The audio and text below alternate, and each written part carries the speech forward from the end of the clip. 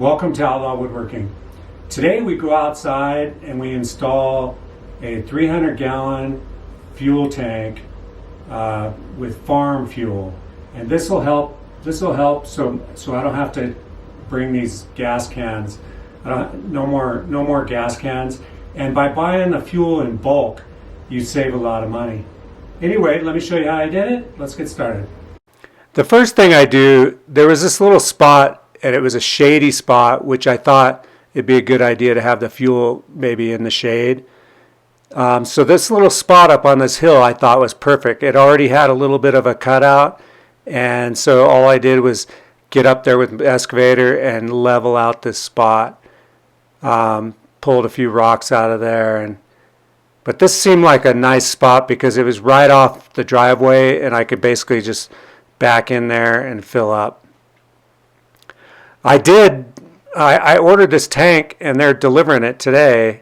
I decided to make two spots just in case they didn't like the spot, because this particular spot, you kind of have to, it has a little bit of a driveway, and the guy, when they come and fill it up, they'll have to back in there and then stretch their hose up there to fill it up. But I'm hoping that they don't complain about it and they choose this spot. I am going to clear off another spot at a different location, but I'm hoping that they're pretty cool and they use this spot. Anyway, I just I clean this whole spot up, make it as level as possible, and this is where I'm hoping to put this 300-gallon tank. Because I'm building a new wood shop. I'm using equipment almost every day, so I go through about 10 gallons of diesel every 2 days. So I thought this will be a good addition to help me, that I don't have to keep hauling gas cans all the time.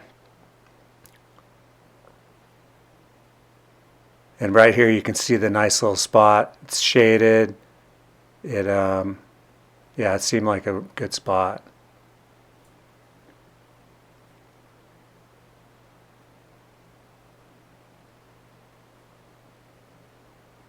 I'll tell you what, if you have a lot of property, an excavator, having an excavator is a huge blessing. I mean, you can pull out trees, rocks. Here's the alternate spot that I actually set up. I didn't want to put it down here, but just in case, I wanted to have it ready. That way it was ready just in case they didn't like my spot up on the hill.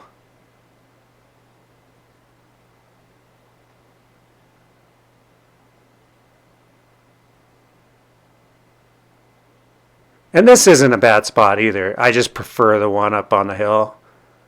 And we'll see what they say. It's funny, apparently, I was asking them what the rules are on these 300-gallon tanks, and you don't need a containment if it's under 500 gallons. However, I think that I'm eventually going to put a containment underneath it. It just seems smarter to have that. So there's the spot up on the hill, and these guys were really cool. They said, "Oh, John, no problem. Yeah, we'll put it up here." And so they basically assembled this whole frame pretty quickly.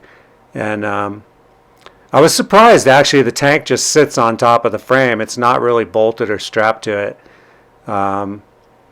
Which was kind of interesting. So there you can see the frame is almost put together right there.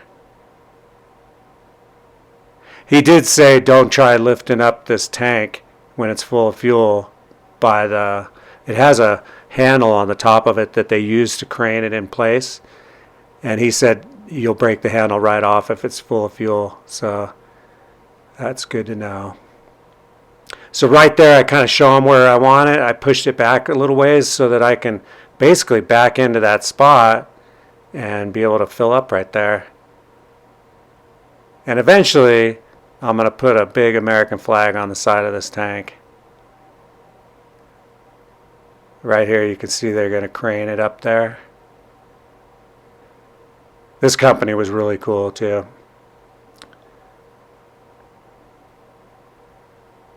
He did say, the guy that I was talking to, he did say that bears, apparently they like to chew these black hoses. So whenever you fill up, and here I am filling up my TOOLCAT for the first time. How cool is that? But yeah, he said bears like to chew on the black hose. So anytime you're done fueling, make sure you turn the ball valve off. This is such a nice addition to the compound.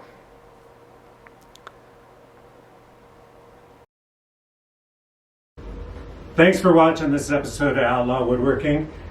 Please subscribe, like the video, and we will see you next time.